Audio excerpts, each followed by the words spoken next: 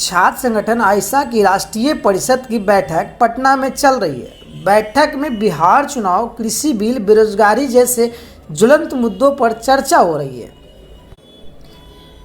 बैठक के दौरान मीडिया कर्मियों से बातचीत में क्या कुछ कह रहे हैं राष्ट्रीय अध्यक्ष एन साईबाला और राष्ट्रीय महासचिव संदीप सौरभ, आपको सुनवाते हैं। देखिए, जैसे बिहार चुनाव में छात्र नौजवानों ने एक बड़ा हिस्से में रोजगार और शिक्षा के सवाल पे चुनाव लड़ा और उसको चुनाव का मुद्दा बनाया। आगे 3 राज्यों का चुनाव है, तमिलनाडु, असम और बंगाल।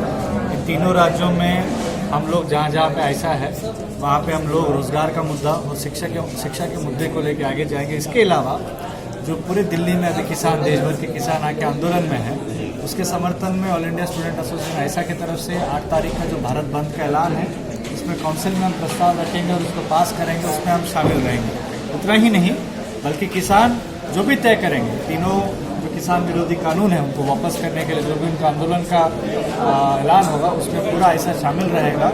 और छात्र नौजवानों को ये बात बताएगा, जैसे कॉरपोरेटों को शिक्षा में नया शिक्षा नीति के आधार पे लाया जा रहा है, ऑनलाइन एजुकेशन के नाम पे बड़े बड़े कॉरपोरेट का एंट्री हो चुका है, वैसे ही ये नया 3 किसान विरोधी कानूनों के भी अवसर पे दोबारा कॉरपोरेटों को हमारा खेती में एंट्री देने की जो सरकार की कोशिश है उसका विरोध करेंगे, उनके साथ लड़ेंगे और तमाम राज्यों में जन विरोधी कानूनों के बारे में, जन विरोधी नीतियों के बारे में, मोदी सरकार के बारे में हम लोग प्रचार करेंगे। रोजगार के मुद्दे पे, शिक्षा के मुद्दे पे बंगाल, असम में, तमिलनाडु में हम लोग ऐसा की तरफ से बात को लेंगे। देखिए, हम लोग तो सांगठनिक बातचीत करेंगे। बाकी आज के समय में जो चुनौतियां हैं हमारे सामने, खास करके नौजवानों के सामने जिस तरह की चुनौतियां आ रही है, उसको लेकर के एक राष्ट्रीय अभियान की तरफ बढ़ने के लिए हम लोग एक प्लानिंग उसकी बना रहे हैं। जैसे आप देखिए कि अभी शिक्षा के अंदर जो डिजिटल डिवाइड को इंट्रोड्यूस किया जा रहा है, जबरदस्ती डाला जा रहा है, सारे स्कूल जो हैं वो बंद है, कैंपसेस बंद हैं और सरकार की कोई प्लानिंग नहीं है।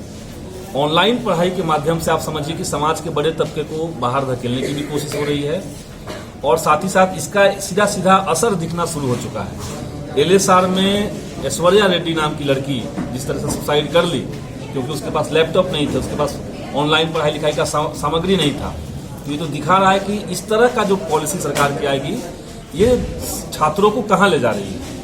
उसके अलावा इस पूरे लॉकडाउन की आड़ में सरकार ने जिस तरीके से कहिए कि कैंपसेस के फीस डबल कर दिए, ट्रिपल कर दिए, बढ़ा दिए, जबकि सरकार को ये पता है कि इस समय जो उनके अभिभावक हैं, जो उनके पेरेंट्स हैं, उनका इनकम एकदम कम हो गया है, पैसे नहीं है उनके पास, लेकिन फीस बढ़ता जा रहा है। तो ये मांग है। इसके अलावा देखिए, सारा यूनिवर्सिटी में जिस तरह से हमले हैं पहले से, वो हमला कंटिन्यू चल रहा है। नई शिक्षा नीति जो आई है, नई शिक्षा नीति ने खुल करके ये कह दिया कि कैंपसेस बंद होंगे, स्कूल जो है उनकी संख्या कम होगी, मर्जर होगा।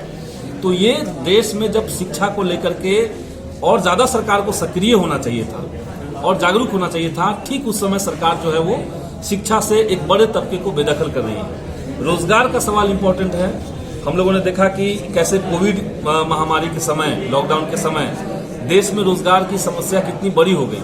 बेरोजगारी सबसे ज़्यादा है अब तक के इतिहास में। तो सरकार कोई प्रॉपर रोड मैप बनाए और नौजवानों को रोजगार दे, सारी भर्तियों को खोले, बेरोजगारी भत्ता दे सरकार। और जो शहरी इलाके हैं, जैसे ग्रामीण इलाके के लिए मनरेगा एक गारंटी योजना है, रोजगार गारंटी योजना है। शहरी इलाकों के लिए भी रोजगार गारंटी योजना की एक हम पूरा डिटेल तैयार करेंगे, एक ड्राफ्ट तैयार करेंगे और सरकार को सबमिट करेंगे कि शहर में, क्योंकि सबसे ज़्यादा मारबंदी की जो होती है वो शहरी इलाकों में होती है। शहर में बेरोजगारी जो झेल रहे हैं वो सिर्फ शहर के लोग नहीं है, बल्कि गांव देहात से जो लोग शहर में आके कमा रहे थे उनके साथ संकट होता है। तो ये मुद्दा है। और स्वास्थ्य, 3 सवाल पे हम लोग आंदोलन करेंगे अभी, शिक्षा, रोजगार और स्वास्थ्य। स्वास्थ्य का संकट आज देश में हर नागरिक का संकट हो चुका है। आप देखिए कि सरकारी जो अस्पताल हैं, खास करके उत्तर प्रदेश में, खास करके बिहार में, इनकी हालत कितनी खराब है। बिहार में आप बात कीजिए तो PMCH चले जाइए, जो सबसे बड़ा अस्पताल सरकार का है, इमरजेंसी में बेड तक नहीं है, डॉक्टर नहीं है, नर्स नहीं है, कोई इंफ्रास्ट्रक्चर नहीं है, कोई साफ सफाई नहीं है। तो पेशेंट आ रहे हैं, वहीं पे एक जगह पड़े रह रहे हैं, कोई इलाज का इंतजाम सरकार की तरफ से नहीं है। और दूसरी तरफ जो प्राइवेट अस्पताल हैं, जिसको सरकार बहुत लंबे समय से बढ़ावा दे रही है, इस कोरोना महामारी के समय में उन तमाम अस्पतालों ने कहीं कि जम करके जनता को लूटा। और इसीलिए एक प्रॉपर मांग हम लोग बना रहे हैं कि स्वास्थ्य सुविधाओं का निजीकरण जिस तरीके से हो रहा है उसको खत्म किया जाए और सरकार जिम्मेदारी ले कि कि हमारी जनता, हमारे नागरिक अगर कोई बीमार पड़ते हैं तो उसका प्रॉपर इलाज सरकारी अस्पताल में होगा। तो ये तमाम मुद्दे हैं जिसको लेकर के हम लोग ये आज प्लानिंग कर रहे हैं, बातचीत इस पर हम लोग करेंगे।